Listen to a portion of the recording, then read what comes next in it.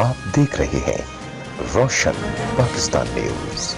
GSN महाज के सरबराह रियाज चांडियों ने press club घारों में सहाफियों से बातचीत करते हुए कहा है कि समुद्री जजीरे सिंध की खूबसूरती व मलकियत हैं, जिस पर वफाक और सिंध हुकूमत सियासत करते हुए सिंधी अवाम को बेवकूफ़ बना रही है।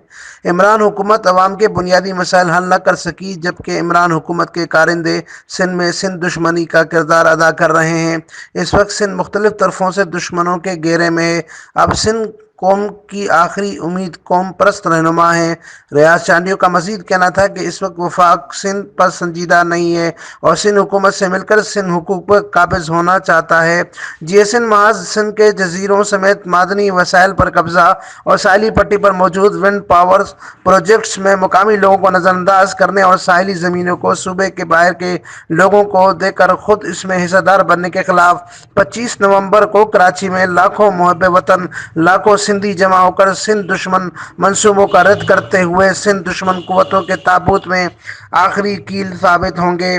इस मौके पर इनके हमरा सैयद नवाज शाह बडाई व दीगर मौजूद थे। ज़मीनूं ख़राब थियूं अथनि, डेल्टा तबाह थी थिए, माहौलियाती जेका बर्बादी आहे तंहिंखे रोकण जे बजाय असांजे ॿेटनि ऐं समुंड ते कब्ज़े जो ऑर्डिनेंस जारी कयो अथनि। सिंध सां ज़ुल्म इहो आहे त सिंध जे माण्हुनि मुतफ़िक़ा फ़ैसिलो ॾिनो आहे, ऑर्डिनेंस क़बूल न आहे। मुल्क जो आइन चए थो त ऑर्डिनेंस गैर आइनी आहे। अमीन फारूकी, रोशन पाकिस्तान न्यूज़, छट्टा सिंध।